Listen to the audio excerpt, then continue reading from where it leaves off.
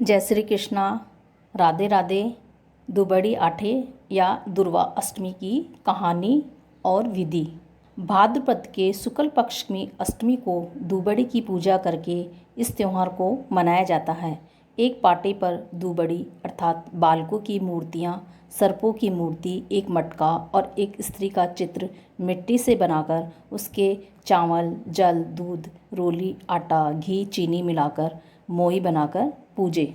दक्षिणा चढ़ाए और भीगा बाजरा चढ़ाए। मोट बाजरे का बायना निकालकर चरण स्पर्श करके सासू जी को दे। फिर दुबड़ी आठे की कहानी सुनकर इस दिन ठंडा भोजन ही करें। इसी वर्ष विवाहित स्त्री इसका उद्यापन करे। उद्यापन में मोट बाजरे की तरह छोटी छोटी ढेरियाँ बनाकर उस पर साड़ी और रुपए रखकर सासू जी को देवे। अब है दुबड़ी अष्टमी की कहानी। एक साहूकार था, उसके 8 बेटे थे। उसके बेटे बड़े हुए तो सबसे बड़े बेटे की शादी तय कर दी। मुहूर्त निकलवाया तो मुहूर्त दुबड़ी आठे का निकला। फेरों के समय उसे एक नाग आकर डस गया। इस साहूकार के 7 बेटे इसी प्रकार फेरों में नाग के डस जाने से मर गए। सबके मुहूर्त दुबड़ी आठे के ही थे। अंत में 8वीं बेटे की शादी तय हुई। लड़के की बहन किसी गांव में रहती थी। उसे लेने गए और लेकर जब वापस आने लगा तो बहन को प्यास लगी और वह पानी पीने कुएं पर गई। वहाँ एक बुढ़ी डोकरी कुछ बना रही थी और बिगाड़ रही थी। बहन ने पूछा, तू कौन है और क्या कर रही है? डोकरी ने कहा, मैं बेमाता हूँ और एक साहूकार की 8वें बेटे की शादी है। 7 तो मर चुके हैं, 8वां अब मरने वाला है, सो उसके लिए डखनी दे रही हूँ। बहन ने पूछा, वो किस तरह से बच सकता है? बेमाता ने कहा, हाँ, अगर उसके दूर पास की बहन बुआ जो दुबड़ी आटे की पूजा करती हो, वह उल्टे उल्टे नेग करे, गाली निकाले, करड़ कोसे अर्थात हर तरह के अपशकुन करे और बारात में साथ जावे और तेली से तांत लावे, कुम्हार से हांडी ढक्कन लावे और काचा करवा लावे और फेरों में नाग डसने आवे, उसे काचे करवे में कच्चा दूध पिलावे। वो पीने लगे तब हांडी में बंद कर ढक्कन लगाकर तांत से बांध ले तो काल की यह घड़ी टल सकती है। बस फिर क्या था, बहन उसी समय से चालू हो गई। गालियाँ बकती गई। भाई के पास पहुंची। भाई ने कहा, बहन तू गई तब तो अच्छी थी, आई तो गालियाँ बक रही है, कोई भूत प्रेत तो नहीं लग गया? राम राम करते घर पहुँचे। भाई का बान बैठने लगा तो बहन ने कहा, इस कर्म फूटे का बान चौकी पर न बैठाकर सिल्ला पर बैठाऊंगी। जिद करने लगी तो बान सिल्ला पर बैठाया। भाई की निकासी होने लगी तो बहन कहने लगी, इसकी निकासी हवेली की पीछे की दीवार से करवाओ, सामने से नहीं करने दूंगी। सबने खूब समझाया पर बहन गालियां बकने लगी, जिद करने लगी, तो फिर हवेली के पीछे से ही निकासी करवाई। तभी सामने का दरवाज़ा गिर गया। सबने कहा, भाई को बहन ने बचा लिया, नहीं तो आज मर गया होता। अब बहन ने कहा, मैं बारात में साथ चलूँगी। सभी ने समझाया कि औरतें बारात में नहीं जाती और तो इस तरह गालियाँ बकेगी तो अच्छा भी नहीं लगेगा। पर बहन नहीं मानी, साथ गई। रास्ते में विश्राम के लिए बारात बड़ के नीचे रुकी तो बहन कहने लगी, इस कर्म फूटे की बारात पेड़ के नीचे नहीं ठहरेगी, धूप में विश्राम करेगी। सबने समझाया पर वह नहीं मानी। तंग आकर धूप में ही बारात को ठहराया।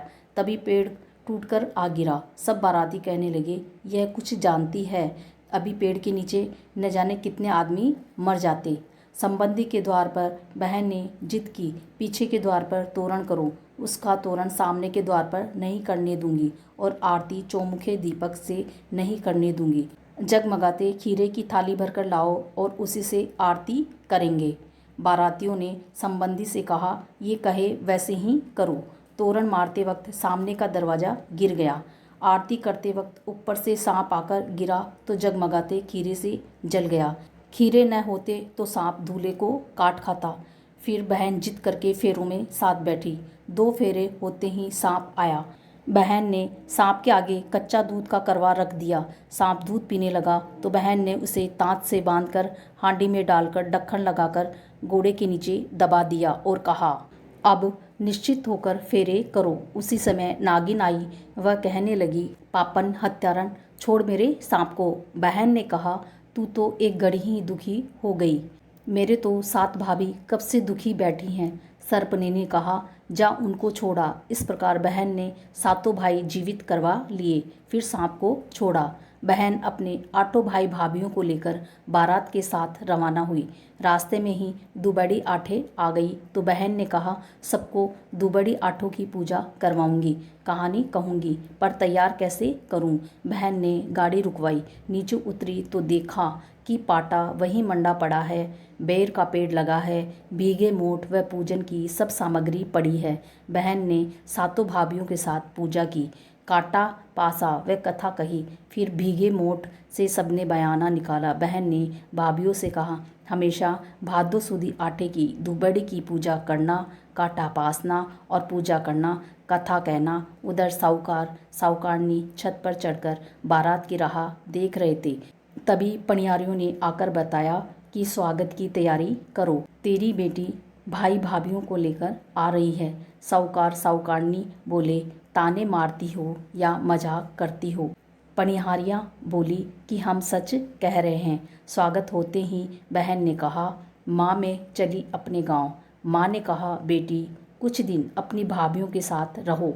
बहन ने कहा, माँ पूत पालने में, साई सेज में गाय गवाड़े, भैंस बाड़े, छाछ बिलौने और दूध चूल्हे पर छोड़कर दौड़ी चली आई थी। मेरे काम बहुत है, मैं रुक नहीं सकती। भाइयों ने बहन को बहुत कुछ देकर ससुराल पहुंचाया।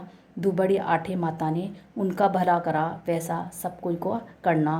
कहानी कहने वाले, सुनने वाले, हुकारा भरने वाले, जय श्री कृष्णा, राधे राधे।